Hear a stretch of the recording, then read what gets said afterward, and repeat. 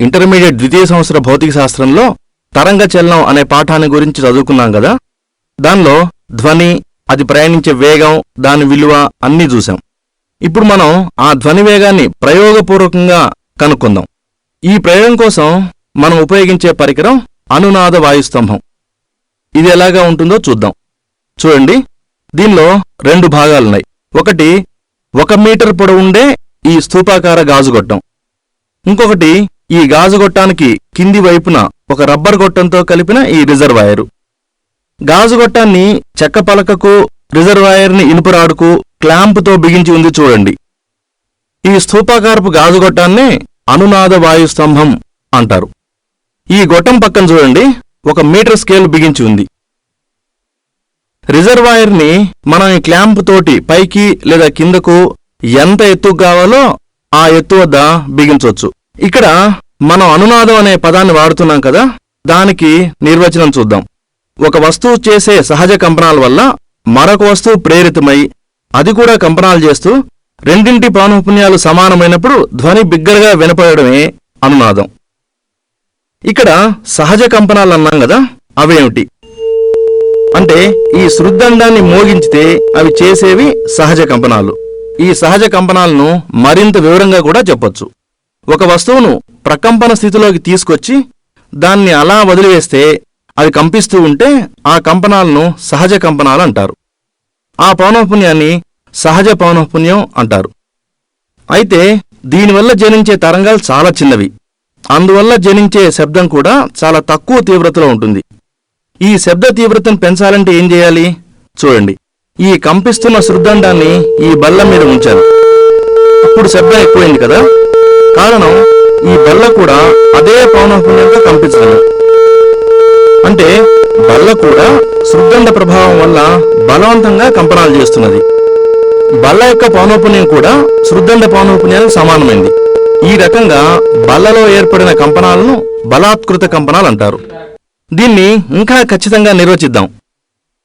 సహజ కంపనాలు చేస్తున్న వస్తువు ప్రభావం వల్ల వేరొక వస్తువు కూడా బలవంతంగా కంపనాలు చేస్తుంటే ఆ కంపనాలను బలాత్కృత కంపనాలు అంటారు.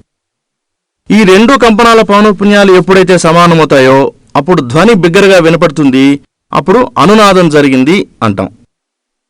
మనం నోటితో ఇలా వేస్తే ధ్వని బిగ్గరగా వస్తుంది కదా, ఇది అనునాద ఫలితమే. పెన్ మూతలోకి గాలి ఊస్తే ఈల శబ్దం వస్తుంది కదా, ఇది కూడా అనునాద ఫలితమే.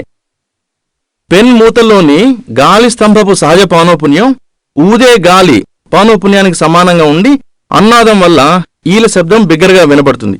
అంటే బలాత్కృత కంపనాల ప్రత్యేక స్థితి అనునాదం. బలాత్కృత కంపనాలు చేసే సందర్భాలను మరికొన్నింటిని చూద్దాం. వీణ, వయోలిన్ లాంటి సంగీత పరికరాల్లో కూడా ధ్వనిని పుట్టించే తీగల కింద ఒక ఖాళీ లేదా బోలుగా ఉండే ఒక పెట్టె ఉంటుంది. ఆ పెట్టెకు పైభాగం కొంచెం తెరచి ఉంటుంది. ఆ తీగలను కంపింపజేసినప్పుడు ఆ తీగ చేసేవి సహజ కంపనాలు. వాటి ప్రభావం వల్ల బోలు పెట్టెలోని గాలి అణువులు చేసే కంపనాలు బలాత్కృత కంపనాలు. అందువల్ల శ్రావ్యమైన ధ్వని బిగ్గరగా వినపడుతుంది. అంతెందుకు, ఇప్పుడు నేను మాట్లాడుతున్న మాటల ధ్వని మీ వద్దకు చేరుతున్నదంటే కారణం మధ్యలో ఉన్న గాలి అణువులన్నీ కూడా బలాత్కృత కంపనాలు చేస్తుండడమే. అయితే అనునాదం అన్ని చోట్ల ఉపయోగకరంగా ఉండకపోవచ్చు. అదెలాగంటే, బలహీనంగా ఉన్న పాత వంతెనల మీద సైనికులు నడుస్తున్నప్పుడు వాళ్ళు కదం దొక్కడం లేదా మార్చి ఫాస్ట్ చేయడం లాంటివి చేస్తే ఆ బ్రిడ్జి కూలిపోయే ప్రమాదం ఉంటుంది. ఎందుకంటే వాళ్ల పాదాల పౌనఃపున్యం బ్రిడ్జి పౌనఃపున్యానికి ఎప్పుడైనా సమానమైతే అప్పుడు బ్రిడ్జి గరిష్టంగా కంపించి అది కూలిపోతుంది. అందుకనే వారిని అడుగులు కలవకుండా అంటే మార్చి ఫాస్ట్ చేయకుండా నడవమని ఆదేశిస్తారు. ఇక్కడ ఈ ప్రయోగంలో శృతిదండం ప్రేరణ వల్ల వాయుస్తంభంలో గాలి అణువులను బలవంతంగా కంపనాలు చేయిస్తూ అనునాదాన్ని పొందుతాం. వాయుస్తంభంలో ఏర్పడిన ఆ ధ్వని తరంగం పొడవును కొల్చి గాల్లో ధ్వని వేగాన్ని మనం లెక్కిస్తాం. అయితే ఇక్కడ శృతిదండం అనే పరికరాన్ని వాడాం కదా, ఇదేంటో చూద్దాం. ఇది ఇనుము లేదా అల్యూమినియంతో చేయబడిన దీర్ఘ చతురస్రాకారపు భుజాలు గల యు ఆకారపు పరికరం. దీన్ని కంపింపజేస్తే దీని భుజాలు తిర్యక్ కంపనాలు చేస్తుంటాయి. కంపనాలు చేస్తున్న ఈ 2 భుజాలు వ్యతిరేక దశను కలిగి ఉంటాయి. భుజాలు ఎంత పౌనఃపున్యంతో కంపిస్తున్నాయో ఆ విలువ దీని మీద గుర్తించబడి ఉంటుంది. చూడండి, ఇది 512 అంటే ఈ విలువను హెర్ట్జుల్లో కొలుస్తాం. శృతిదండాలను సాధారణంగా 256, 288, 320, 341.3, 384, 426.7, 480, 512 హెర్ట్జుల పౌనఃపున్యం ఉండేట్లు తయారు చేస్తారు. ఈ విధంగా తయారు చేయడంలో ఉద్దేశం ఏమిటంటే సంగీత ధ్వనుల స్కేళ్లకు అనుకూలంగా ఉండాలని. ఇక్కడ మనం ఒక విషయాన్ని ముఖ్యంగా గుర్తుపెట్టుకోవాలి. అదేంటంటే ఎక్కువ పౌనఃపున్యాలున్న శృద్దండాలు మందంగాను పొట్టిగాను, తక్కువ పౌనఃపున్యాలున్న శృద్దండాలు సన్నగాను పొడవుగాను ఉన్నాయి గమనించండి. ఒకే రకమైన పౌనఃపున్యాన్ని కలిగి ఉన్న శబ్దాన్ని స్వరం, టోన్ అంటారు. ఒక శృద్దండం శుద్ధమైన స్వరాన్ని ఉత్పత్తి చేస్తుంది. కొన్ని పౌనఃపున్యాల కలయిక వలన ఏర్పడిన సంగీత ధ్వనిని స్వర సమ్మేళనం, నోట్ అంటారు. స్వర సమ్మేళనంలో హెచ్చు అనుస్వరాలుంటాయి. మనుషుల గొంతుల నుండి వెలువడే శబ్దాలు స్వర సమ్మేళనాలుగా అనుకోవచ్చు. ఇప్పుడు మనం ప్రయోగంలో ఉపయోగించే సూత్రం ఎలా వచ్చిందో చూద్దాం. అన్నాద వాయుస్తంభంలో మనకు కావాల్సింది తగినంత పొడవులో బంధించబడిన గాలి స్తంభం. దానికోసం మనం గొట్టాన్ని కావలసినంత మేర నీటితో నింపి మిగిలిన భాగం గాలి ఉండేట్లుగా ఏర్పాటు చేస్తాం. ఈ అన్నాద వాయుస్తంభాన్ని చూస్తే మనకు ఒక ముఖ్యమైన విషయం గుర్తొస్తున్నది కదూ.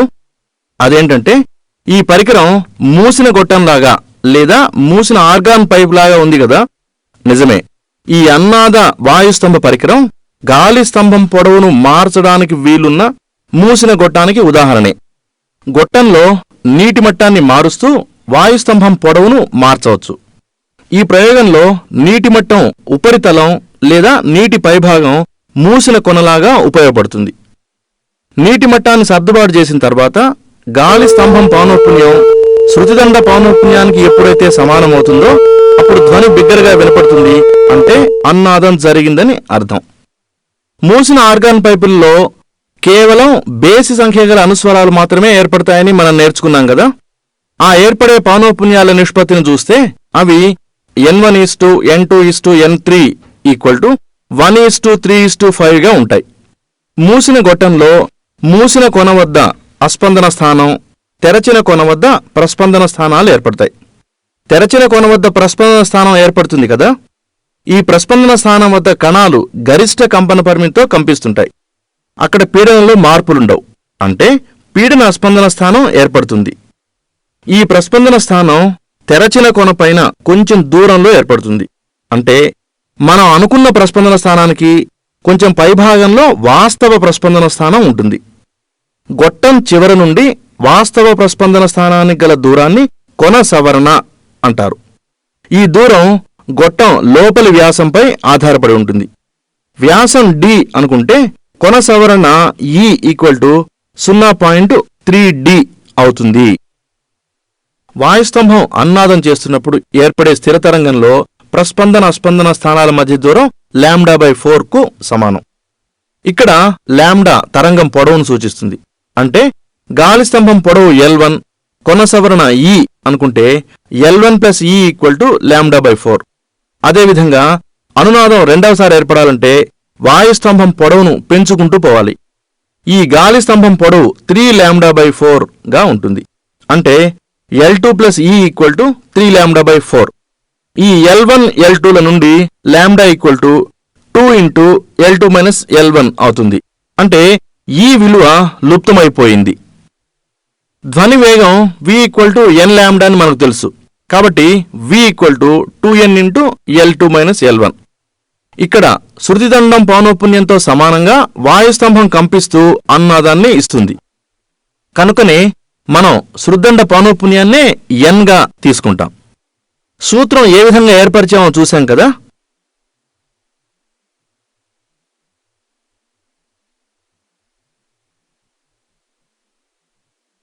ముందుగా రిజర్వాయర్లో నీటిని నింపుదాం. ఈ నీరంతా గాజు గొట్టంలోకి వెళ్తున్నది చూడండి. గాజు గొట్టంలోకి నీళ్లు పూర్తిగా నింపాలి కదా. ఇప్పుడు రిజర్వాయర్ను పూర్తిగా పైకి జరుపుతున్నాను చూడండి. ఇప్పుడు మనం 512 హెర్ట్జుల పౌనఃపున్యం ఉన్న శృద్దండాన్ని తీసుకుందాం. ఈ శృద్దండాన్ని రబ్బర్ సుత్తితో కొట్టి గాజు గొట్టం పైన ఉంచుతున్నాను గమనించండి. ఈ ఉంచే విధానం పరిశీలించండి. తెరచిన కొనపైన శృద్దండం భుజాలు క్షితిజ సమాంతరంగా, అంటే భుజాలు ఒకదానిపైన మరొకటి ఉండేట్లుగా ఉంచాలి. గాజుగొట్ట నుండి ఏమైనా అన్నాద శబ్దం వస్తున్నదా? విందాం. అన్నా శబ్దం ఏమీ రావడం లేదు కదా. ఇంకొంచెం రిజర్వాయర్ని కిందకు దించుతున్నాను చూడండి. ఇప్పుడు గాజుగొట్టంలో నీటి మట్టం తగ్గింది, అందువల్లనే గాలి స్తంభం పొడవు పెరిగింది చూడండి. ఇప్పుడు మరలా శృద్దండాన్ని కంపింపజేసి గాజుగొట్టం మీద ఉంచుతున్నాను చూడండి. ఇప్పుడు ధ్వని బిగ్గరగా వస్తున్నది కదా, జాగ్రత్తగా వినండి. ఏమాత్రం దాని పొడవును పెంచినా తగ్గించినా శబ్దం మారుతున్నాడు. ఏ స్థానం వద్దనైతే ధ్వని బిగ్గరగా వస్తుందో అది అనువాద స్థితిని సూచిస్తుంది. ఇప్పుడు గాలి స్తంభం పొడవును కొలుద్దాం. పక్కన ఉన్న స్కేల్ మీద రీడింగ్ చూద్దాం. చూడండి, ఈ రీడింగ్ 16 సెంటీమీటర్లుగా ఉంది కదా. అంటే ఈ గాలి స్తంభం పొడవే మొదటి అనునాద పొడవు L1 అవుతుంది.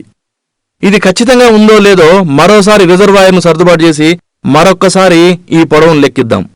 మరలా అన్నాద శబ్దం వస్తున్నది గమనించండి. ఇప్పుడు రీడింగ్ చూద్దాం. ఇది 16.2 సెంటీమీటర్లుగా ఉంది. అంటే మనం ఖచ్చితత్వం కోసం అన్నాదం తొలి పొడవును 2 సార్లు కనుక్కున్నాం కదూ. వీటిని మనం పట్టికలో వేద్దాం. ఆ పట్టిక ఎలాగా ఉంటుందో చూడండి. ఈ పట్టిక ధ్వని వేగం కనుక్కునే పట్టిక. మనం పౌనఃపున్యం n = 512 హెర్ట్జ్గా తీసుకున్నాం కదూ. n = 512గా రాద్దాం. తర్వాత మొదటి అన్నాదం పొడవు ఒకటవసారి 16 సెంటీమీటర్లుగాను, రెండవసారి 16.2 సెంటీమీటర్లుగాను రాద్దాం. ఇప్పుడు రెండవ అనునాద పొడవును కనుక్కుందాం. ఇప్పుడు మరలా 512 హెర్ట్జ్ల శృద్దండాన్ని కంపమజేసి గాజుగొట్టం మీద ఉంచాలి. అయితే గాలి స్తంభం పొడవును సుమారుగా ఎంత ఉంచాలో మనం లెక్కించవచ్చు. ఎలాగంటే ఇది మూసిన గొట్టం అని చెప్పుకున్నాం కదా. ఇది సుమారుగా మొదట వచ్చిన అన్నాద పొడవుకు 3 రెట్లుగా ఉంటుంది. అంటే మనకు మొదటి సరాసరి అన్నాద పొడవు L1 = 16.1 సెంటీమీటర్లుగా వచ్చింది కదా. దీనికి 3 రెట్లు అంటే గాలి స్తంభం పొడవు సుమారుగా 49 సెంటీమీటర్లుగా ఉంచాలి. అందుకోసం రిజర్వాయర్ ఇంకా కిందకు దించుతున్నాం చూడండి. ఇప్పుడు పొడవు 3 రెట్లుగా ఉంచాం కదా. ఇప్పుడు మరలా రెండవసారి అన్నాద శబ్దం కోసం ఇంతకు ముందు చేసినట్లుగానే చేసి చూద్దాం. చూడండి, మరలా శృద్దండాన్ని కంపింపజేసి ఉంచుతున్నాను. ఇప్పుడు రెండవ అన్నాద శబ్దం వినపడుతున్నది కదూ. అంటే బిగ్గరగా ధ్వని వినిపించడమే. ఏమాత్రం పొడవును మార్చినా ధ్వని మారిపోవడమే. అయితే ఈసారి వినిపించే ధ్వని మొదటి పొడవుకు వచ్చిన ధ్వని కంటే తక్కువగా ఉంటుంది. ఇప్పుడు వాయుస్తంభం పొడవెంతో చూద్దాం. ఇదిగో స్కేల్ మీద రీడింగ్ ఎంత ఉంది చూడండి. ఇది 50.3 సెంటీమీటర్లుగా ఉంది. ఈ రీడింగే రెండవ అన్నాద పొడవు అవుతుంది. దీన్ని L2 అనుకుందాం. ఇది మరింత ఖచ్చితంగా గమనించడానికి మరొక్కసారి రిజర్వాయర్ను ఈ రీడింగ్ దగ్గరే సర్దుబాటు చేసి మరలా పొడవును కొలుద్దాం. చూడండి, మరలా అన్నాద శబ్దం స్పష్టంగా వినిపడింది కదా. ఇప్పుడు వాయుస్తంభ పొడవును కొలుద్దాం. చూడండి, ఇది 50.5 సెంటీమీటర్లుగా ఉంది. ఈ 2 సార్లు వచ్చిన అన్నాద వాయుస్తంభం పొడవులను ఇంతకుముందు లాగానే పట్టికలో పొందుపరుద్దాం. ఇప్పుడు పట్టికలో రీడింగులను సూక్ష్మీకరించి గాల్లో ధ్వని వేగాన్ని కనుక్కుందాం. L1 సరాసరి పొడవును లెక్కిస్తే ఇది 16.1 సెంటీమీటర్లుగా ఉంది. అదేవిధంగా L2 సరాసరి పొడవును లెక్కిస్తే 50.4 సెంటీమీటర్లుగా ఉంది. ఇప్పుడు n, L1, L2 విలువలు తెలిసాయి కదా. వీటిని V = 2n × L2 - L1 సూత్రంలో ప్రతిక్షేపించి గాల్లో ధ్వని వేగాన్ని కనుక్కుందాం. చూడండి, లెక్కిస్తే ఇది 35,225.6 సెంటీమీటర్ పర్ సెకండ్గా వచ్చింది. లేదా దీన్ని మీటర్లోకి మారిస్తే 352.256 మీటర్ పర్ సెకండ్గా ఉంది. అంటే 512 పౌనఃపున్యం ఉన్న శృద్దండంతో గాల్లో ధ్వనివేగాన్ని కనుక్కుంటే అది 352.256 మీటర్ పర్ సెకండ్గా ఉంది. తెలిసింది కదా.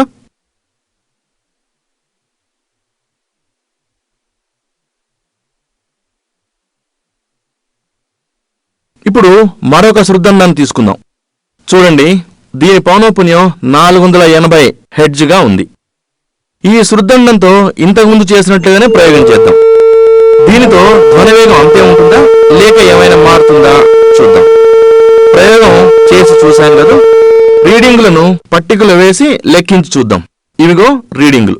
పౌనఃపున్యం n = 480. ఒకటవ అన్నాద పొడవు L1 మొదటిసారి 17.7 సెంటీమీటర్లు, రెండవసారి 17.9 సెంటీమీటర్లుగా ఉంది. దీని సరాసరి విలువ 17.8 సెంటీమీటర్లుగా ఉంది. రెండవ అన్నాద పొడవు L2. ఇది మొదటిసారి 54.3 సెంటీమీటర్లుగాను, రెండవసారి 54.5 సెంటీమీటర్లుగాను ఉంది. దీని సరాసరి పొడవు 54.4 సెంటీమీటర్లుగా ఉంది. ధ్వనివేగాన్ని లెక్కిస్తే v = 35,136 సెంటీమీటర్ పర్ సెకండ్ గా ఉంది. దీన్ని మీటర్లలోకి మార్చుకుంటే ధ్వనివేగం v = 351.36 మీటర్ పర్ సెకండ్ గా ఉంది. ఇప్పుడు సరాసరి ధ్వనివేగాన్ని కనుక్కుందాం. లెక్కిస్తే అది 352 మీటర్ పర్ సెకండ్ గా ఉంది. ఈ విధంగా గది ఉష్ణోగ్రత T = 30 డిగ్రీల సెంటీగ్రేడ్ వద్ద ధ్వనివేగం Vt = 352 మీటర్ పర్ సెకండ్ అని తెలిసింది.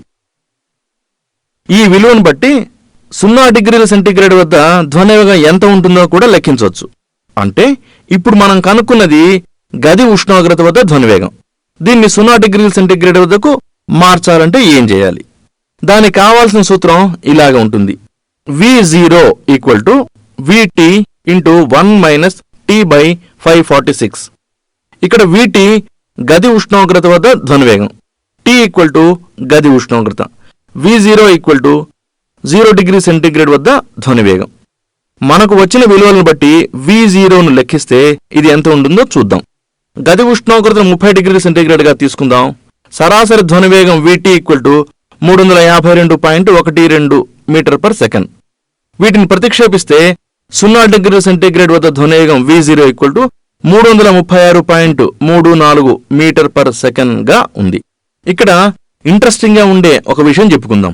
అదేంటంటే 0 డిగ్రీల సెంటీగ్రేడ్ వద్ద ధ్వనివేగం కంటే 819 డిగ్రీల సెంటీగ్రేడ్ వద్ద ధ్వనివేగం రెట్టింపుగా ఉంటుంది. తర్వాత శృద్దండం పౌనఃపున్యాన్ని ఎలా కనుక్కోవచ్చో చూద్దాం. అంటే ఇప్పుడు ధ్వనివేగం కనుక్కున్నాం కదా, ఇప్పుడు తెలియని శృద్దండ పౌనఃపున్యాన్ని కనుక్కునే విధానం చూద్దాం. ఇచ్చిన శృద్దండ పౌనఃపున్యాన్ని కనుక్కోవడం. ఇక్కడ పౌనఃపున్యం తెలియని శృద్దండాన్ని తీసుకుందాం. రిజర్వాయర్ను పైకి పూర్తిగా జరిపి గాజుగొట్టాన్ని నీటితో నింపాలి. శృద్దండాన్ని రబ్బర్ స్విచ్తో కొట్టి కంపిస్తున్న దాన్ని ఇంతకుముందు చేసిన విధంగానే గాజుగొట్టంపై ఉంచి మొదటి అనునాద శబ్దం కొరకు ప్రయోగం చేయాలి. అనునాద గరిష్ట శబ్దాన్ని విని వాయుస్తంభం పొడవు L1ను కొలవాలి. అదేవిధంగా రెండవ గరిష్ట అనునాద శబ్దం కొరకు రిజర్వాయర్ని కిందకు దించుతూ వాయుస్తంభం రెండవ పొడవు L2ను నిర్ధారించాలి. ఈ సూత్రం ద్వారా తెలియని శృద్దండ పౌనఃపున్యాన్ని లెక్కించాలి.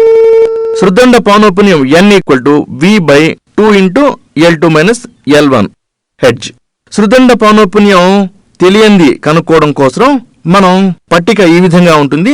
దీంట్లో రీడింగులను ఈ విధంగా వేద్దాం. ఇచ్చిన శృద్దండ పౌనఃపున్యాన్ని కనుక్కోవడం కోసం దాంతో ప్రయోగం చేస్తే వచ్చిన రీడింగుల్ని పట్టికలో ఈ విధంగా పొందుపరిచాం. చూడండి, ఇదే ప్రయోగాన్ని పరీక్షల్లో 2 శృద్దండాలిచ్చి వాటి పౌనఃపున్యాల్ని పోల్చమని అడుగుతారు. అది ఏ విధంగా చేద్దామో చూద్దాం. ఇక్కడ మొదటి శృద్దండ పౌనఃపున్యాన్ని N1, రెండవ శృద్దండ పౌనఃపున్యాన్ని N2గా తీసుకుందాం. అన్నాద వాయుస్తంభ పరికరంలోని రిజర్వాయర్ను పైకి జరిపి గాజుగొట్టాన్ని పూర్తిగా నీటితో నింపాలి. మొదటి శృద్దండం రబ్బర్ సుత్తితో కంపింపజేసి గాజుగొట్టం పై భాగాన్ని ఉంచాలి. గాజుగొట్టంలో అన్నాద శబ్దం వచ్చే వరకు రిజర్వాయర్ నెమ్మదిగా కిందకు జరపాలి. గరిష్ట శబ్దం వినపడిన తర్వాత రిజర్వాయర్ను అక్కడ నిలిపి గాజుగొట్టంలో గాలి స్తంభం పొడవును కొలవాలి. ఇదే ప్రయోగాన్ని ఖచ్చితత్వం కోసం మరొక్కసారి చేసి గాలి స్తంభం పొడవును మరలా కొలవాలి. 2 పొడవుల సరాసరి పొడవును లెక్కించాలి. ఇది 1వ అన్నాదం సరాసరి పొడవు L1. ఇదే శృద్దండాన్ని మరలా కంపింపజేసి గాజుగొట్టం పైభాగాన్ని ఉంచాలి. గాజుగొట్టంలో అన్నాద శబ్దం గరిష్టంగా వచ్చే వరకు రిజర్వాయర్ నెమ్మదిగా కిందకు జరుపుతూ ఉండాలి. గరిష్ట శబ్దం వచ్చిన స్థానంలో రిజర్వాయర్ ఆపి బిగించాలి.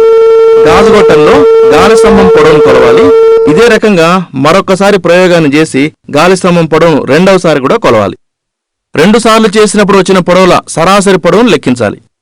ఇది రెండవ అన్నాదం పొడవు L2 అవుతుంది. రెండవ శృద్దండాన్ని ఉపయోగించి ఇదే విధంగా ప్రయోగాన్ని మరలా చేస్తూ ఒకటవ రెండవ అన్నాద పొడవును లెక్కించాలి. ఈ పొడవులను L1 మరియు L2 లుగా భావించాలి. విలువలన్నింటినీ పట్టికలో పొందుపరచాలి.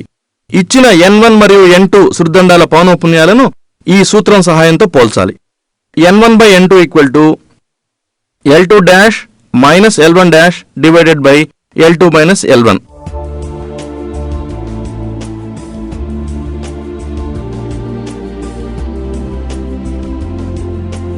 ఈ రీడింగులన్నీ కూడా పట్టికలో ఉన్నాయి, గమనించండి.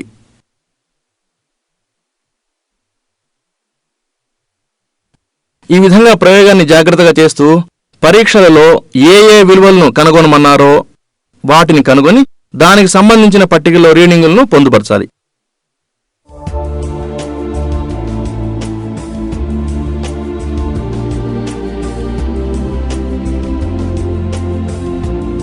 ప్రయోగంలో ఖచ్చితమైన విలువలు పొందాలంటే మనం కొన్ని జాగ్రత్తలు తీసుకోవాల్సి ఉంటుంది.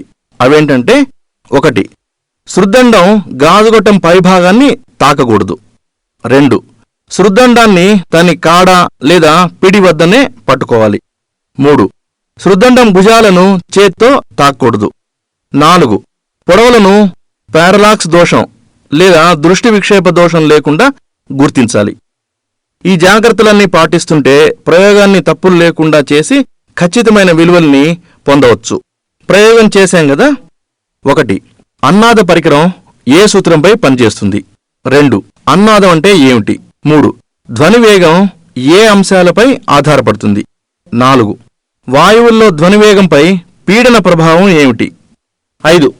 ఘన ద్రవ వాయుయానకాల్లో ధ్వనివేగం దేనిలో అధికంగా ఉంటుంది? 6. అన్నాద వాయుస్తంభం గొట్టం ఏ రకమైనది? 7. 1వ 2వ అన్నాద పొడవుల మధ్య సంబంధం ఏమిటి? 8. ప్రతి 1 డిగ్రీ సెంటీగ్రేడ్ ఉష్ణోగ్రత పెరుగుదలకు ధ్వనివేగంలో ఎంత మార్పు వస్తుంది?